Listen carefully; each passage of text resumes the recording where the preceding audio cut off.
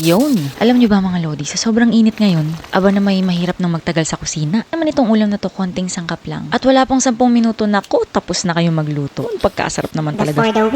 Naku mga lodi, alam nyo ba, ramdam ko talagang nagkakaedad na tayo. Diba? Alangan namang ako lang, syempre kayo din. Yung mga ganito na kasi nagpapasaya sa akin. Yun naman yung napakagandang chopping board. Ay, tignan mo naman yan. Feel na feel talaga ang paghiwa. For the win! Nagulat nga ako kasi sobrang kapal. Gawa sa mahogany at ang ganda pa ng design. Ang nakakatuwa dito, sobrang mura lang niya compare sa mga nakita kong iba pa sa Shopee. Ibibili na yan. Buti na lang, dumating na itong in-order ko sa Facebook. Beef Wusam. Kala ko nga wala kaming uulamin. Wusam Yup is thinly sliced beef with tender texture and burst of flavor. O diba may paganon pa? Syempre kay Maring Google lang yan. Order din pala ako ng enoki mushrooms, 2 plastic. Pero hindi yung kakilala mong plastic. Charot. Inalis ko nga lang yung mga pinag-ugatan pagkatapos pinuhugasan ko na kay Kelvin.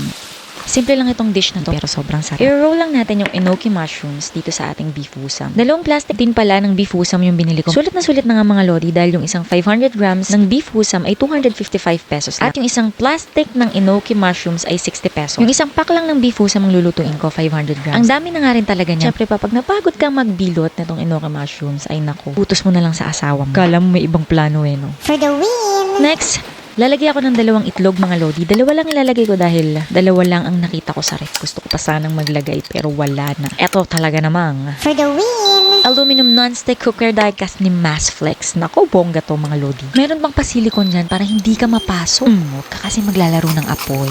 Charot. Itong ginamit ko is 28cm skillet with glass lid. Bet na bet ko talaga yung kulay niya at talagang ang sarap niyang gamitin. Made from heavy-duty die-cast aluminum. Pwede siya sa kahit na anong lutuan. Induction, gas, ceramic, halogen, electric. At syempre pa itong aking induction cooker na ang daming nagtatanong kung saan ko ba nabili. Sa Shopee lang yan mga lodi. Lahat ng links pinopost ko sa comment section or sa description box. Nakita niyo naman kanina, naghulog lang ako ng butter. Kung wala, pwedeng margarine at kung wala pa rin, pwedeng oil na lang. Optional lang yan. Madali naman tayong kausap. Ito pala yung gagamitin kong sauce, bulgogi sauce, or pwede din kayong gumamit ng galbi. Don't worry mga lodi, pwede kayong gumawa ng sarili nyong sauce. Puluin nyo lang soy sauce, oyster sauce, honey, pepper, fresh garlic, at konting water. And down below kung gusto nyo ng separate video para dyan. Idin ako ng konting tubig at inilagay ko na nga rin yung itlog para maluto na. Pan, at after mga 3 minutes, mabilis nga lang pala maluto itong beef. Ilalagay ko na rin itong corn.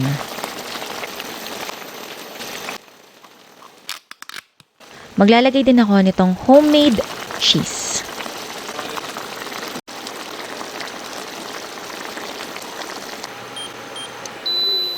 And ready na mga lodi. Naku, sobrang sarap nito at napakadali lang gawin. Taga namang for the Win! Ako nga palang inyong kusinerang inhinyera, Jane Agustin Silvestre. See you in my next vlog!